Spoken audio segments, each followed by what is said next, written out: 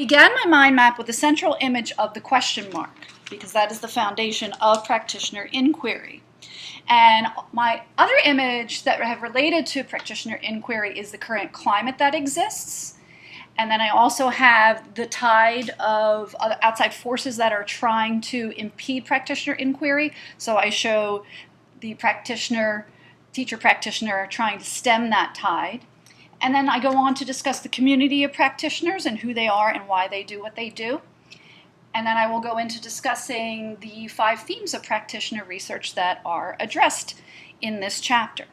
So I begin with the climate of the teacher research movement. It has faced many challenges over the years, and Cochran, Smith, and Lytle begin with a discussion of their 1999 essay where they refer to the challenges of the inquiry movement, which include the standards movement, pressure for accountability, the rhetoric of best practices, and the idea that outsiders can design plans for school improvement. So this is the tide that is trying to wash away and wear down practitioner inquiry. So today's climate is somewhat influenced by that as well. There's a link between the education and the economy. And there's much discussion of public education that shows its link to the economy. The view is that the purpose of education is to produce a workforce who can meet the demands of a competitive global market. So you have government forming policy and you have big businesses, and they are represented by these 2 figures here that say, "We got this." And this reminded me of Freire coming in, popping in, saying, "I told you so," because his theory was that education really works to maintain the status quo, and that's not always in the best interest of taking a critical stance. We have the problem of teaching to the test, which has narrowed the curriculum. So we have the idea of transmission of knowledge. Students are recipients of knowledge and not participants in the knowledge process. And then we also have scientifically based research, which is an influence today. It really misrepresents the power of science to solve social and educational problems, and it results in this packaging of education, which I have represented with my Learn Right, which is a parody of Shop Right, where big businesses try to package goods to teachers who really have no say in the production of these goods. So we have the book, The New Jersey Ask Coach, and No Child Left Behind approved. So we have all these forces really trying to wash away true practitioner inquiry. And we have practitioner inquiry teacher researchers trying to stem that tide and last through the storm that is crashing in upon them. In spite of everything, though, according to our chapter, the practitioner inquiry is working against these forces that seek to undermine it and wash it away. So we know this because there's a lot of unpublished work that exists and circulated among teachers and teacher educators. And people that are involved in these communities of practitioners really want to know why things are happening in their classroom. So who are these communities and why do they do what they do? We have your outside-the-box thinkers, your teachers who are really doing things differently, kind of going against the grain, but getting things done and showing their students how to learn in a different way. We have teacher leaders who are standing up and in the individual school districts saying, "Follow me," and others would take note of what's going on in their classrooms. There's a lot of good things that we can learn from one another. We have the advocates for the students that are saying, what about the students? They're not just these receptacles of knowledge. They are involved in the production of their knowledge. And always there is, why are they doing it? Teacher practitioners are doing all this, and these communities are partaking in inquiry to inform their own practices by questioning the status quo. And that also ties back to the idea of Freire questioning the status quo and why things are the way they are, and really whose best interest is that in. And then we move on to the themes of teacher inquiry and practitioner research. And I use the steps to represent that because it really has been an uphill battle for teacher inquiry. But the first step is equity, engagement, and agency. And equity is defined more broadly than performance on tests. Locally and in schools and university, there's documentation of inquiry-based curricula that is really student-centered. So for that, I'm showing the student in the center, making connections to the teacher practitioners, the community leaders that are involved in this, And this is very against the mode of high-stakes testing. So what is that really producing, and what kind of curriculum we're just teaching to the test?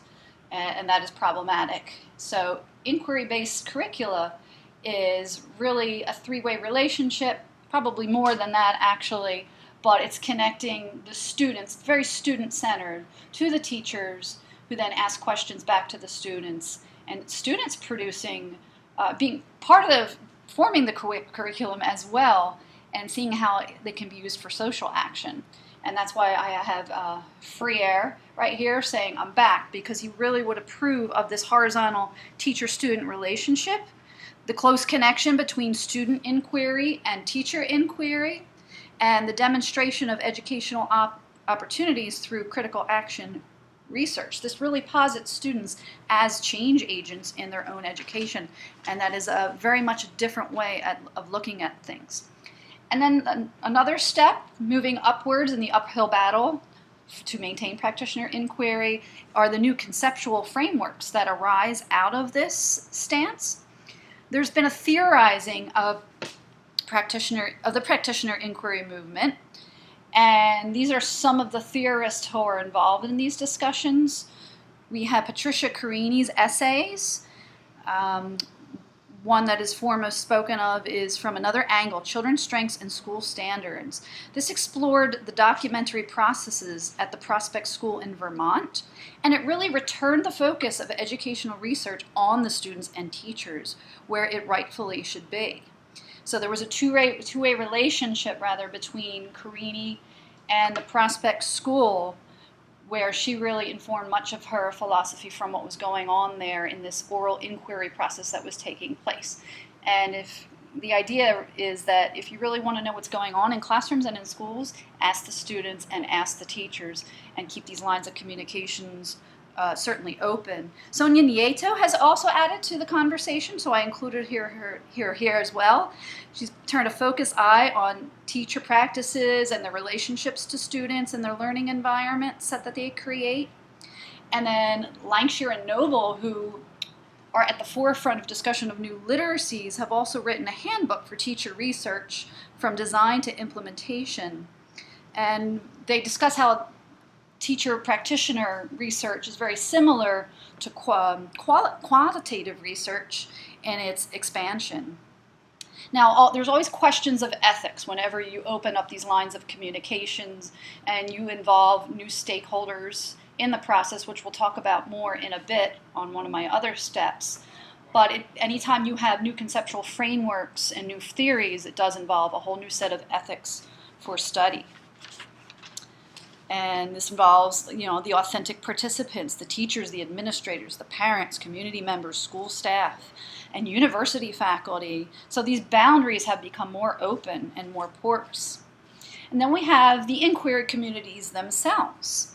And this is where the teachers are at the grassroots movement. So I represented that with this grass right here. And the teacher designs the questions. The teachers and the students actually design questions that they want answered in their research. It's a systematic inquiry that pushes against the narrow research-based curriculum, even in this climate of top-down accountability. So I have an image of the administration, and they're carrying the narrow curriculum because they're accountable, and they're pushing down on these inquiry communities because of the pressure of accountability. But this hand is coming out and still trying to stem that tide, just like right up here, holding back and fighting against that. And we also have many organizations that have this grassroots appeal, but they are connected to larger organizations because these grassroots teacher practitioners are involved in these larger organizations. So I've listed that, some of them here, TESOL, NCTE, NCTM, and of course technology, which brings me back to Lankshire and Noble and their discussion of new literacies. Technology is not only a tool for disseminating information, but it has also become a focus of some of the teacher inquiry itself. But the heart of the movement is in its value to the practitioners themselves. The fact that they can ask questions in their own classrooms and find the answers. And really, this has been going on for quite a while throughout the history of the movement, but it's just now becoming a particular area of focus with larger audiences. Then we move on to another step in this uphill battle is the research to shape policy. So I have a picture of the test. Take it for what it is, whatever standardized test you would like to supplement here. But research has to align with other initiatives, we run the danger, rather, of having the practitioner movement align with other initiatives, and then the danger is that it can become trivialized. It's important to make schools more permeable to these alternative methods of constructing learning so that we don't have this narrow focus, because sometimes action research, unfortunately, becomes misconstrued, and it becomes more the idea of teachers looking over test scores, and that's not what true practitioner inquiry is about. It's not just about data. The research should be formulated as action to bring about social change, and that ties it back again to the idea of what Freire was looking for. So we have teachers in on the conversation with government agencies, so I drew this picture to represent the Capitol, teachers trying to change policy, organizations such as the Teachers Network Policy Institute are at the forefront of this. They focus on bringing action research into the policy arena. The challenge is to accumulate meaningful findings from case studies, because that is a characteristic of qualitative research, rather, that is not so prevalent in qualitative research. I'm sorry, I believe I misconstrued my terms. Actually, it's challenging to accumulate meaningful findings from case studies, which are part of the research paradigm of qualitative research, not quantitative research. Now, what about research and practices in universities? So we have this tradition of universities privileging research. It's important to change that culture and that climate, because in the past, what has happened is that universities have had this privilege of researching, and they've held teachers in much lower regard and esteem. It's important to change that, to make it more visible to the universities, and it has been moving forward in that direction. Practitioner research is more visible in the academic literature, journals such as the Educational Researcher. So I have a picture of that now, and that plays a prominent role also in pre-service teacher education as well. So the current political educational climate has impacted the agenda of research in the universities because there is more involvement. So I've drawn this connection, and again, the orange connections are everything having to do with the practitioner inquiry. So I wanted to show how research and practices in universities are being influenced in this two-way relationship between the schools themselves. And then I drew this picture of some supposedly academic people. That's where they're wearing the mortar boards, and they're saying that we're here to help, but what's really going on in the schools is what should be impacting teachers and their practices in the classroom. So we have this acceptance and resistances to the purposes of schooling, accountability, and scientifically based research. So this relationship is really changing, and it's in flux, and teachers need to see their own findings as valuable to other audiences. And that's really where change has come about in the area of practitioner inquiry and in this climate. The movement continues to thrive because it is pushing back against all these forces, and it's surviving through this climate, and the communities of practitioners are growing and continue to ask their questions.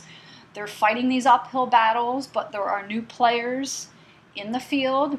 We have these relationships of inquiry-based curricula between students and their communities, really seeing their education as an avenue for social change, and students asking questions of teachers, but also teachers asking questions back to the students, so the more horizontal relationship. We have new conceptual frameworks being formed and expanded all the time, and we also have grassroots movement of inquiry, but that is filtering out to larger audiences. And that's what's really important to keep the movement thriving and alive. So this audience must continue to widen, and the word must get out there that what teachers do in the classroom is extremely valuable. And asking questions in your own classroom, you're going to find the answers that will inform your own practices.